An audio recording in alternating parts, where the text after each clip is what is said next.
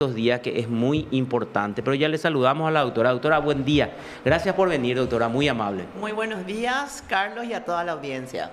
Bueno, doctora, estuviste en un juicio oral en donde lograste la condena de una persona. ¿Puede explicarnos el caso? Porque comenzó con el robo de un celular, ¿verdad? Sí, cómo no.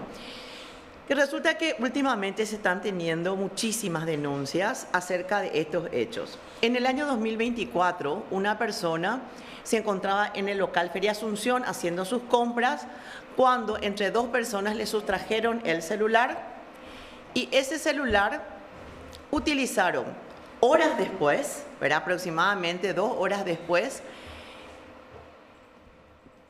violaron los códigos de ese celular, ¿verdad? Obtuvieron el PIN, ¿verdad?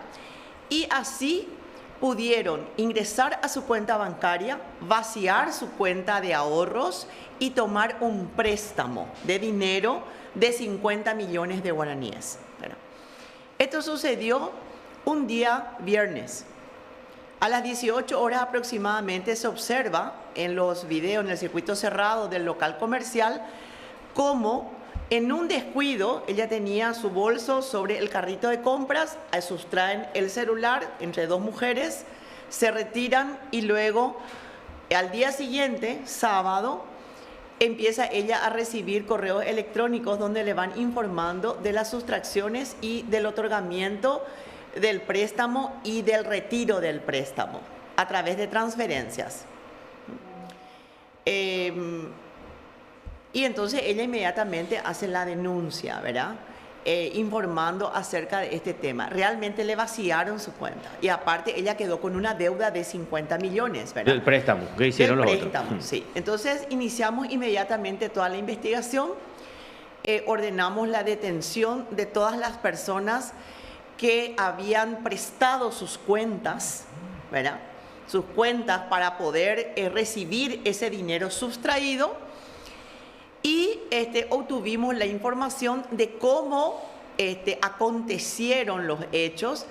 Y lo que sucede, Carlos, es que hay un grupo de personas, vamos a decir unas bandas, ¿verdad?, de personas extranjeras, nos informaba el comisario Alarcón, que es de la Unidad de Delitos Informáticos de la Policía Nacional, y en connivencia con personas de nacionalidad paraguaya, sustraen el celular, entregan el celular, hackean el celular y proceden a la transferencia de las sumas de dinero, ocasionando gravísimos perjuicios a las personas. Y bueno, una de ellas fue condenada por un tribunal de sentencia y la verdad que la pena que le aplicaron fue muy alta, fue 5 años de pena de penitenciaría a una de las personas que sustrajo el celular. Bueno, ¿y cuál es el hecho punible que se aplica o sea, por el cual, el hecho punible por el cual le condenó el tribunal? Punibles, sí. Por 2 hechos, por hurto y por estafa por medios informáticos. La pena, como son 2 hechos punibles, hay un concurso y la pena, la mínima, va de 6 meses a 7 años y 6 meses y le condenaron por 5 años. El tribunal de sentencia estuvo integrado por la doctora Laura Ocampo, por el doctor Fabián Weisense y por la abogada Sonia Villalba y Doyaga. Entonces, por 2 hechos punibles por ese concurso a 5 años. ¿Te parece entonces una pena ejemplar esa, doctora? Sí, es una pena bastante alta. Sí, es bastante alta, ¿verdad? Porque en general por estos tipos punibles se da 2-3 años, ¿verdad? Pero como te digo, hay como una avalancha de este tipo de denuncias, ¿verdad? Y entonces necesariamente hay que hacer esa tarea investigativa y es muy minuciosa, porque tenés que seguir el dinero. Hay que seguir el dinero para poder llegar a las personas. Entonces, atendiendo que es un hecho que se produce frecuentemente, se está convirtiendo en algo reiterado y hay que combatir con una buena investigación y con una sanción ejemplar, entonces, que se aplicó en ese caso. Sí, realmente yo no estoy muy de acuerdo con las sanciones ejemplares, te soy honesta, porque la sanción tiene que realizarse de acuerdo a la reprochabilidad de la persona, ¿verdad? Es decir, de acuerdo a la responsabilidad de la persona. Y también un elemento importante que se tiene que tener en cuenta es si la persona colaboró o no con la investigación. Y en este caso, la persona no colaboró con la investigación, aunque sí reconoció en el tribunal que ella sustrajo. Reconoció que sustrajo, pidió clemencia, ¿verdad? Y yo creo que eso es lo que motivó que el tribunal le condene a 5 años, o si no, capaz hubiera sido más alta. Exacto. O sea, pero cuando hablas de que no colaboró, ¿qué significa? Que ella no quiso contar quiénes eran los otros participantes o los otros integrantes. Así es. No colaboró con la investigación porque personalmente siempre solicito la colaboración de la persona imputada, si bien no está obligada a hacerlo, pero si lo hace, yo destaco ese elemento ante el juez penal de garantías y consecuentemente a eso solicito qué tipo de sanción es la que va a tener, ¿verdad? Si colabora, entonces yo solicito una sanción más baja, porque eso permite llegar a los instigadores, como se decía antes, los autores materiales de este hecho punible, ¿verdad?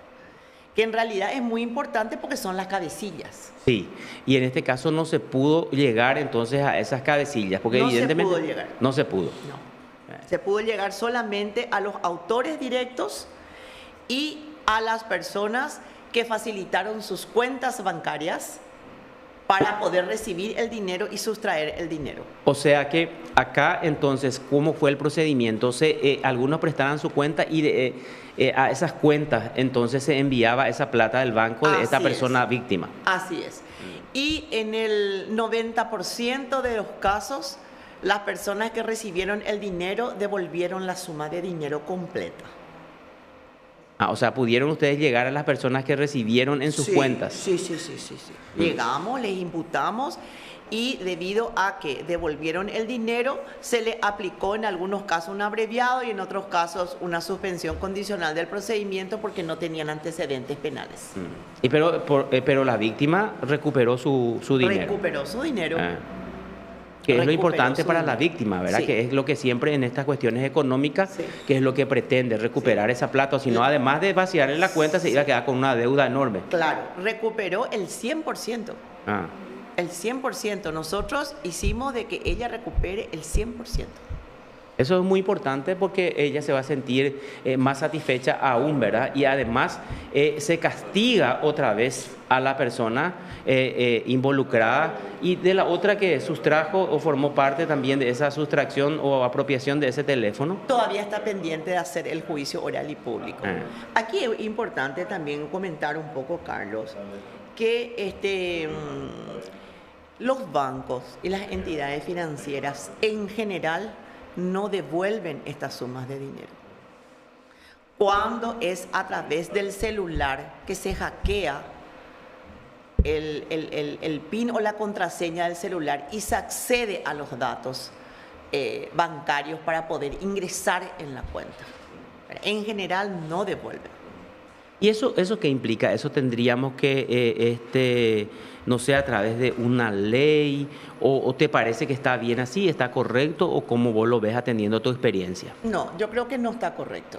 Porque necesariamente esta persona fue objeto de hechos punibles para que puedan acceder a un elemento que es de su propiedad, que es de su uso. Y justamente la facilidad que dan los bancos es tener cuentas digitales y a través del celular ir haciendo las transacciones, ¿verdad? Lo que permite que las personas no vayan físicamente hasta la institución bancaria para poder hacer ese trámite y le están liberando a la institución bancaria de una serie de gastos que implica atender directamente a los clientes. Entonces, cuando es producto de un hecho punible, considero que el banco necesariamente debe cubrir esas sumas de dinero, ¿verdad? Y sí, capaz podría ser interesante que el Banco Central del Paraguay analice este tema, ¿verdad? Y dicte las medidas correspondientes para que las personas puedan estar amparadas ante un hecho de sustracción.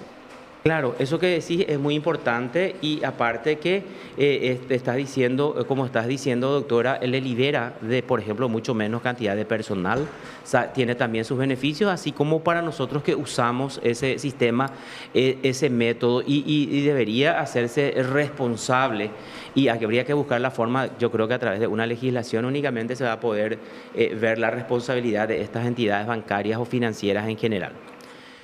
Bueno, es muy importante entonces, ¿y qué le alertás vos a la población, a la gente que nos está escuchando y nos está viendo con relación a este tipo de casos que se presentan frecuentemente, doctora?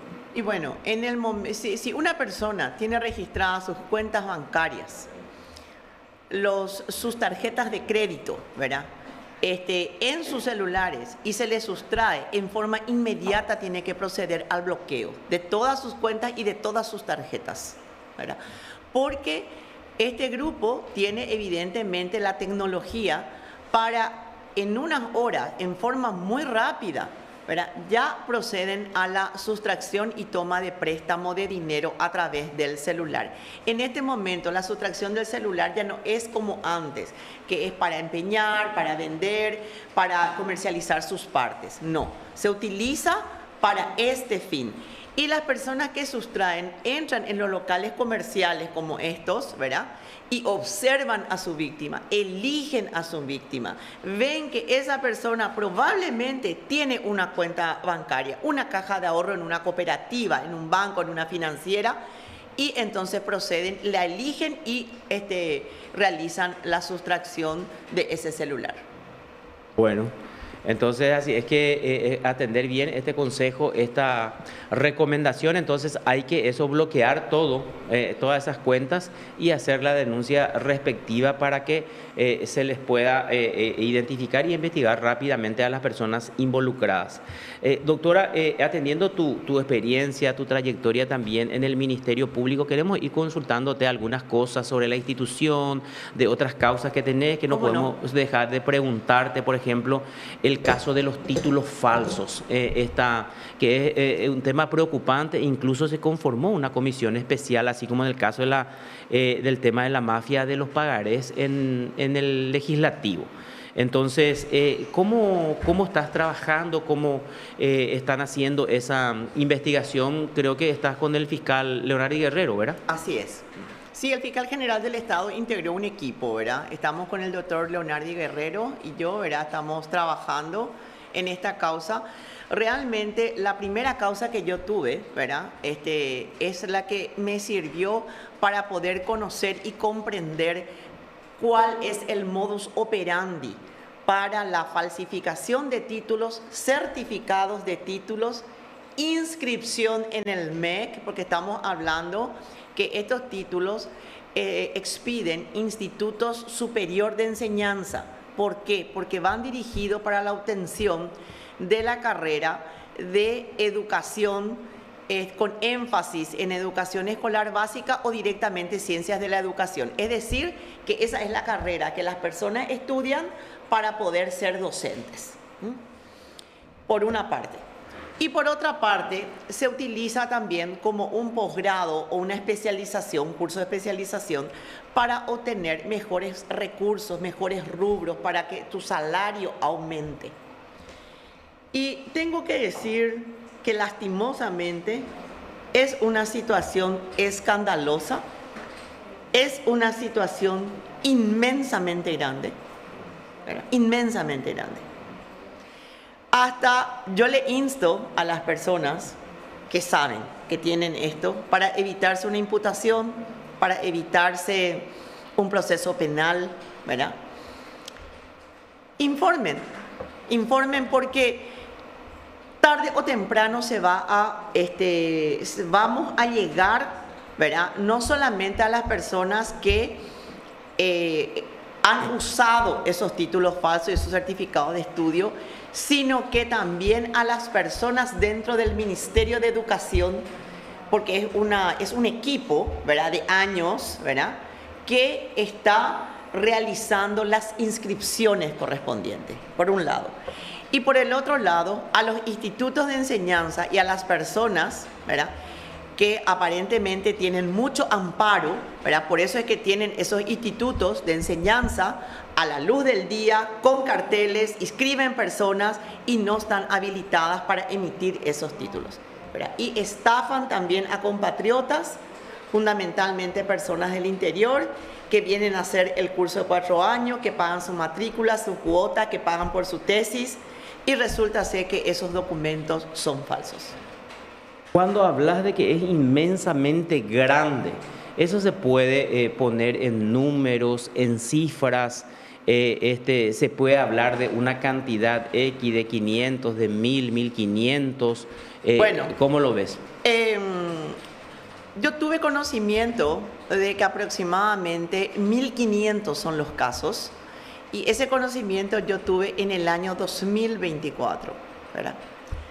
Pero empecé con ese pequeño grupo de esa causa que tenía, y luego fuimos conversando con el Ministerio de Educación y Ciencias, instando al actual ministro de Educación para que se realicen las denuncias, para que se informe al Ministerio Público, para que traigan los casos aquí, ¿verdad?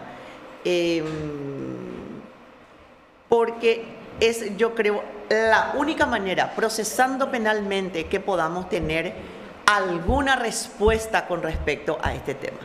Y esto es Instituto Superior de Enseñanza. El tema universidades, eso es en el CONES. Tiene que haber, Carlos, una decisión política del Poder Ejecutivo, ¿verdad? Y de los diferentes sectores políticos, a través capaz de esta comisión del Congreso, a que se decidan, ¿verdad?, a enfrentar este problema y darle un corte. Porque si el Congreso sigue dictando leyes que autorizan a institutos y a universidades que no tienen la capacidad, que no reúnen los requisitos para poder enseñar una carrera y dar un título, entonces significa que esto va a continuar sin ningún tipo de límite. Así mismo es. Entonces hay que establecer, y hablaste de evidentemente hay una estructura dentro del Ministerio de Educación que se dedica a negociar entonces esa inscripción de títulos, doctora. Y sí, esa es la sospecha, ¿verdad? Porque no hay otra forma. Necesariamente tiene que realizar de esta manera. Y hay un dato importante. Resulta que no estoy recordando las siglas, pero hay un registro actual ahora que necesariamente las universidades y los institutos de enseñanza en general deben cargar los datos de las personas para que tanto el MEC como el CONES puedan inscribir y reconocer esos títulos, ¿verdad? Es un registro, ¿verdad? Ese registro tendría que ser obligatorio. Mientras que ese registro no sea obligatorio, vamos a seguir con este inconveniente. Las universidades obligatoriamente deben inscribir en informáticamente los datos de los egresados de sus universidades y qué título tiene. Porque eso va a ayudar muchísimo, va a ser mucho más fácil, ¿verdad?, a que se pueda saber que esa universidad, por ejemplo, está pidiendo el reconocimiento de títulos falsos. Sí, pero todo esto se hizo entonces así de una forma deliberada, doctora. Así es. Para que la gente pueda lucrar. Así es. Para que los funcionarios deshonestos, encargados del control y del registro, puedan lucrar y enriquecerse. Así también los particulares, dueños de los institutos y de las universidades, o sea, de los centros educativos superiores. Así es, así mismo es. Estamos ante esa situación gravísima, ¿verdad? Y yo creo que el MEC hace mucho que tiene conocimiento de esto, ¿verdad? Pero por eso es que digo, ¿verdad?, que esta comisión del Senado podría ser una comisión muy importante, así como fue en la comisión con respecto a la mafia de los pagarés, ¿verdad? Esta comisión puede liderar, puede apoyar al ministerio, apoyar al Ministerio de Educación, al CONES y al Ministerio Público, ¿verdad?, para poder llevar adelante sin ningún tipo de retraso ni de inconveniente esta investigación. Y dentro de la investigación que ustedes tienen, doctora, cuando se conformó este equipo, ¿a partir de qué? ¿Cuántas denuncias concretas ustedes recibieron del Ministerio de Educación? ¿Hacia dónde apunta la investigación y cómo se impulsa esa investigación? Bueno, tenemos en este momento una causa con 145 casos. Y se le va a sumar aproximadamente 253 casos en el transcurso de esta semana.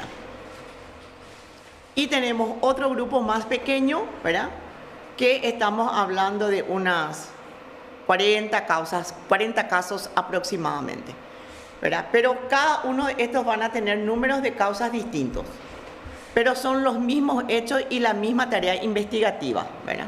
Es decir, las tareas investigativas vamos a unificar en el sentido de que se va a pedir por ejemplo, se pide un informe al CONES o al MEC y ya se va a poner todos los números de causa correspondientes. Entonces ya esa información nos va a servir para todas nuestras carpetas. Exacto. ¿Verdad? Entonces de esa manera vamos a diligenciar. Son aproximadamente entonces 300, 450 causas. Sí, aproximadamente ahora, en este momento. Es mucho, pero como vos decís, todos tienen el mismo modus operandi. Así es, así es. Solo que para hacer bien jurídicamente, cada una va a tener una carátula. Sí. Para que no haya cuestionamientos jurídicos o procesales al trabajo que están haciendo. Así mismo. Pero para que la gente entienda bien, entonces, un informe que va al CONES, va con los nombres, con los números de carpeta y como si fuera que se mete en una computadora, viene, porque reitero, es el mismo modus operandi, no hay ninguna diferencia. No. Y ahora, entonces, ustedes van a ir solicitando las diligencias, las primeras diligencias, o ya hicieron con relación a estas causas. Ya solicitamos ayer justamente el asesor jurídico externo del MEC, el doctor Martínez Meda, personalmente nos trajo ya las contestaciones que solicitamos y ya abrimos 145 anexos, ¿verdad? Porque cada caso tiene su propio cuaderno de investigación fiscal, físico e informático, ¿verdad? Porque en mi unidad hace años que nosotros trabajamos con la carpeta digital, ¿verdad? Entonces tenemos tanto informáticamente como en papel. Bueno, para que podamos entender todos, ¿qué significa que ayer abrieron 145 anexos a la misma causa, ¿verdad? Anexos significa que cada caso que tiene nombre y apellido, ¿verdad?, vamos a ir agregando la documentación específica que hace a cada persona, ¿verdad? De manera que sea también más fácil la comprensión al juzgado penal de garantía en su momento y también a las partes, ¿verdad? Esta es la causa más escandalosa que tenés. En su momento vos investigaste que no se conocía como la mafia de los pagarés en el 2014-15, el tema de la estafa masiva a los docentes, que es una de las causas emblemáticas que tuviste, aparte de otras, pero fue una de las causas también grandes, enormes, así, de este tipo, que también era del Ministerio de Educación. También, ¿verdad? Bueno, digo escandalosa hoy en día, ¿verdad? Exacto. Pero sí, esa causa fue realmente una causa terrible, así como es hoy la mafia de los pagarés, porque la mafia de los pagarés no solamente guarda relación a los docentes, sino guarda relación a los funcionarios públicos de muchos ministerios y también a personas particulares, ¿verdad? Nosotros en ese momento, las aristas que habíamos estudiado fue la de las empresas, ¿verdad? Porque estábamos ante estafa y usura y producción de documentos falsos, y hoy en día abarcaron ya a la arista Poder Judicial, ¿verdad? Poder Judicial y también abogados. Nosotros pretendimos también procesar a abogados en aquel momento, pero no obtuvimos el apoyo del Poder Judicial en ese momento. Ellos comprendieron de que no eran, les sobreseyeron a los abogados. Pero hoy algunos de ellos hoy día están imputados nuevamente en el caso de mafia de los pagarés. Así que nuestra teoría, por lo visto, no estaba tan equivocada. Exacto, pero le llegaron incluso a imputar. Sí, Había sí. porque la Corte, con base a las imputaciones tuyas, algunos llegaron a la extinción mediante la Sí. reparación del Sí, daño. En así el es. caso Zully Ortiz García tiene 2 causas que usted le imputó. Sí. Ella tuvo que reparar el Reparó. daño. Sí, devolvió el dinero. Devolvió el dinero, pero la Corte, atiendan bien porque esto es muy importante, la Corte igual analizó su situación como auxiliar de justicia y le suspendió por 6 meses. Porque esa extinción y reparación del daño se hizo mediante el reconocimiento del hecho y reparar Así el daño. mismo, así mismo. Entonces, la Corte, atiendan porque estos son precedentes muy importantes. Y la Corte de ese momento resolvió, había otro abogado también, no me acuerdo el nombre, entonces dijo, no, estos no tuvieron el comportamiento que se le exige a auxiliares de justicia.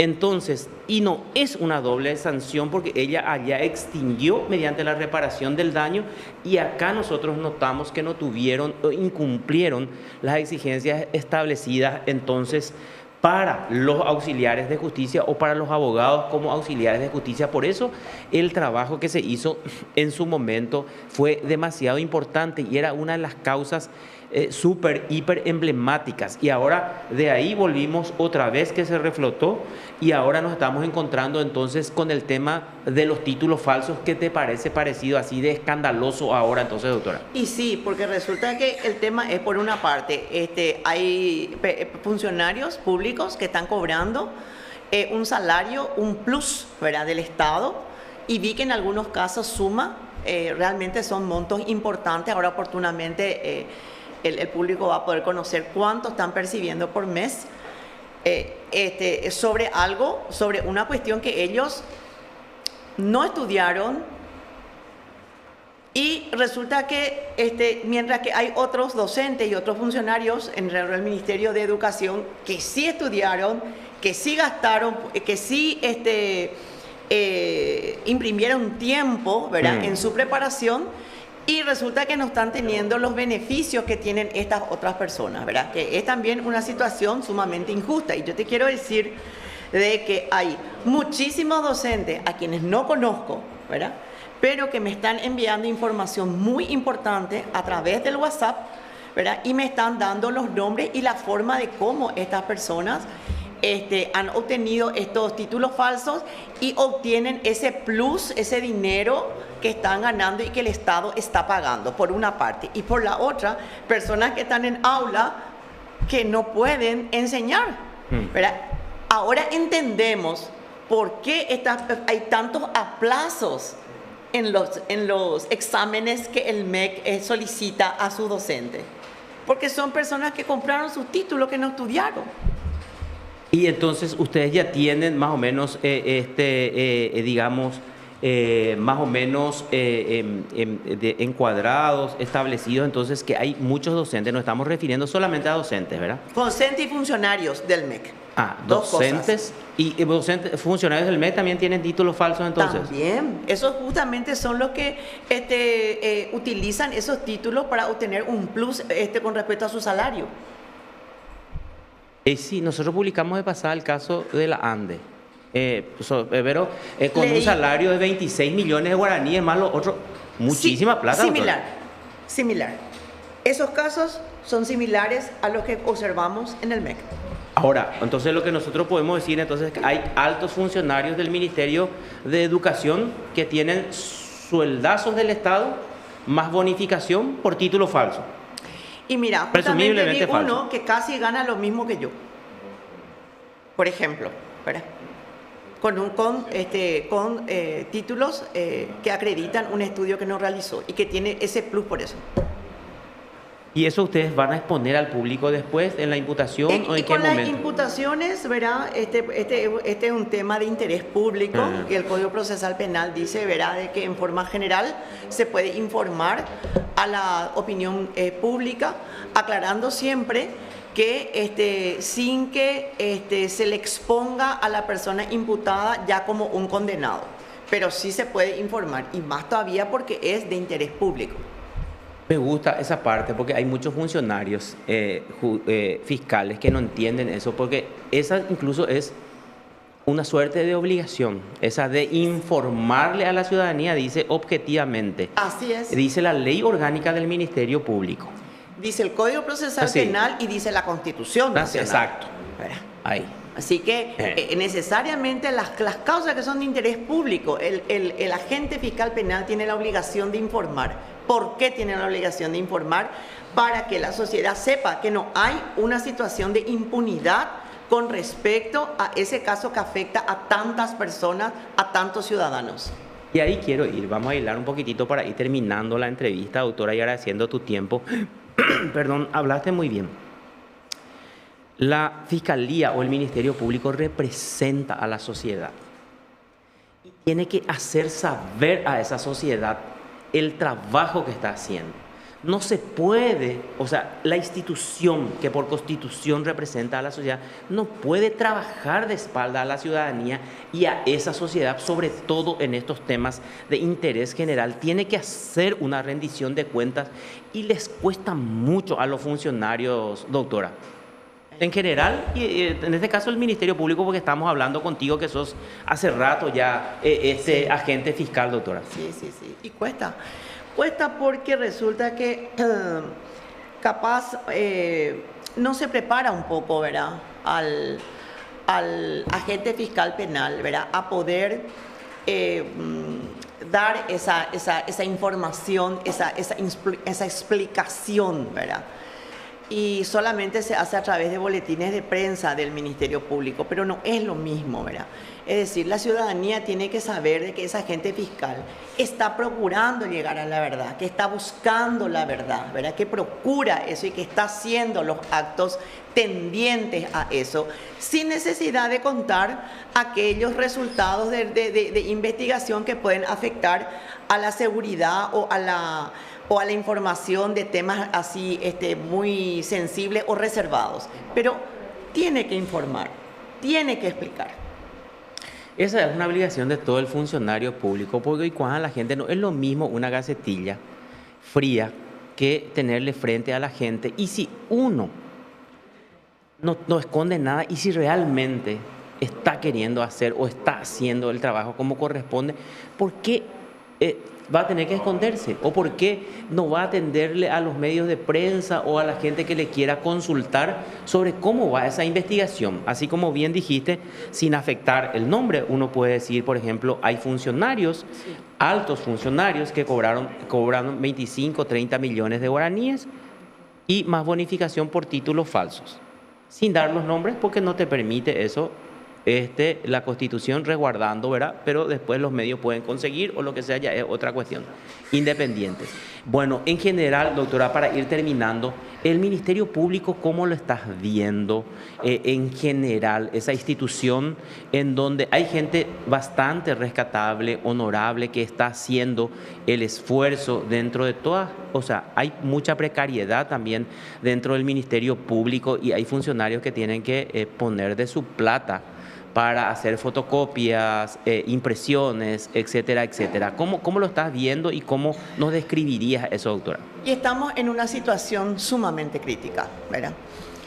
Porque la gente tiene que saber que como en todas instituciones hay gente honesta y hay gente corrupta, hay gente trabajadora y hay gente haragana, ¿verdad? Pero hay mucha gente que está haciendo un esfuerzo, sobre todo de poder sacar adelante aquellos casos que son así generales y masivos que afectan a las personas y a las empresas comunes, ordinarias de la República, las estafas, las apropiaciones, los hurtos, las lesiones de confianza, etcétera. No me refiero a esos casos grandes de corrupción, me refiero a los casos comunes. ¿Y qué pasa? No podemos hacer bien nuestro trabajo porque no tenemos la infraestructura ni los fondos necesarios para eso. ¿verdad? No nos dan el dinero, no fortalecen el Ministerio Público. Y cuando uno dice, te falta computadora, te falta fotocopiadora, te falta dinero de combustible, que te falta... Parece poca cosa, pero en realidad no es, porque en realidad se necesita tener un equipo importante de un sistema informático que funcione, ¿verdad? Que tu internet funcione, ¿eh? Que los equipos, que los móviles funcionen, ¿verdad? ¿Verdad? Que haya vehículos, que haya combustible, ¿verdad? Se llega al punto de que en este momento los agentes fiscales estamos pagando una parte de eso, ¿verdad? Con nuestro propio salario. La ciudadanía tiene que saber eso, ¿verdad? La reparación de computadoras, de fotocopiadoras, la provisión de hojas, ¿verdad? Esos son montos que mensualmente suman, ¿verdad? Y de esa manera no se puede trabajar. No, tampoco se le puede pedir mucho al Ministerio Público que haga porque no tiene la infraestructura. Entonces entramos así en un círculo vicioso, ¿verdad? Si fueras la cabeza del Ministerio Público, si llegas a ser fiscal general del Estado, ¿cuáles son los principales ajustes que harías, doctora? Bueno, nunca me he candidatado como como fiscal general del Estado. Pero habrás pensado, habrás dicho... Porque, claro, nunca tuvo ni siquiera en mi interés, ¿verdad? Por eso es que es medio complicado, porque el fiscal general del Estado es una persona que no solamente maneja el tema, vamos a decir, jurídico, ¿verdad? Sino que tiene que ser necesariamente una persona que todo el tiempo tiene que estar con todas las cuestiones de índole político, económico, social, es decir, la problemática general de la República. Y eso es complicado, ¿verdad? Nuestro país es un país complicado, ¿verdad? Porque tenemos un problema grave que es el tema de la corrupción, avalado por el narcotráfico y por el lavado de dinero, ¿verdad? Entonces, pelear contra esos gigantes no es una cuestión sencilla, ¿verdad? Así que la labor de un fiscal general del Estado es una labor sumamente complicada, pero que depende mucho del Poder Ejecutivo y fundamentalmente depende mucho del Congreso, ¿verdad? Si el Congreso no le da el apoyo necesario en lo que se refiere a rubros y el apoyo necesario en frenar las presiones y los problemas políticos, ¿verdad?, que afectan a los casos, ¿verdad? Y si el Poder Judicial en las personas de los miembros de la Corte no otorgan también ese poder con respecto a que sus magistrados y sus tribunales y sus juzgados cumplan con la ley. Entonces, el trabajo del fiscal general del Estado es muy complicado y muy difícil, ¿verdad?, de dar una respuesta positiva a la ciudadanía. Así que, como te das cuenta, Carlos, es un círculo vicioso, ¿verdad? Está fiscal general del Estado, Poder Judicial, Poder Legislativo fundamentalmente, ¿verdad? Entonces, tiene que haber un encuentro, ¿verdad? Un acordar cómo se debe actuar, cómo se va a encaminar el trabajo de todos estos sectores para que el Ministerio Público y el fiscal general del Estado pueda tener una labor positiva. ¿La corrupción interna? La corrupción interna también es un problema, ¿verdad? Porque el Ministerio Público no es una isla, ¿verdad? Necesariamente tenemos corrupción en los diferentes sectores, estratos de nuestra sociedad, y no hay uno sin dos.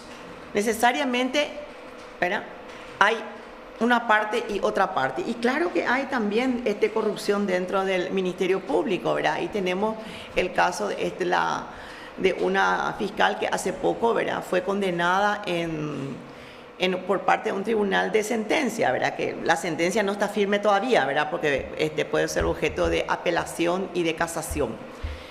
Pero sí, claro que sí hay, ¿verdad? Es un problema y es una decisión personal también, ¿verdad? Decidir, ¿verdad?, si uno va a hacer su trabajo porque corresponde o va a estar sujeto a los pedidos y las presiones y el dinero de otros. Así mismo es. Bueno, doctora, no sé si le querés mirar, no sé cuál es la cámara de la doctora. Es las dos, cualquiera de las dos. Sí. Mirando a esa cámara, ¿cuál es el mensaje que vos le querés dar a esa sociedad que según la Constitución vos le representás? Sos una de las representantes de esa sociedad, de esos ciudadanos que te están mirando y que te están viendo. Y le digo a los conciudadanos que cuando realicen sus denuncias, apoyen al Ministerio Público mediante su presencia en las unidades penales, requiriendo la información, requiriendo que se realicen los actos investigativos. Y yo creo que esa presión también ciudadana va a ser muy positiva para el agente fiscal. Así también está sabiendo que tiene un denunciante que está ayudando, que está aportando, que está interesado para que también ese agente fiscal haga todo el esfuerzo posible de poder buscar la verdad con respecto a esa denuncia y llegar a una conclusión positiva con respecto a la justicia.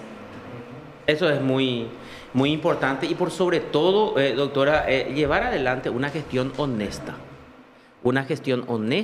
transparente, porque la persona, aparte de toda la formación y la capacidad que tenga, también tiene que tener los huevos suficientes, tiene que ser valiente, porque un fiscal tibio tampoco va a poder avanzar y tampoco va a esclarecer. Eso es lo que exige un poco exige la sociedad, que se reúna, que los operadores de justicia reúnan esas cualidades que son tan básicas, pero demasiado importantes. Entonces, la capacidad, la formación, la honestidad, y por ahí para mí también es demasiado importante el tema de la valentía, doctora.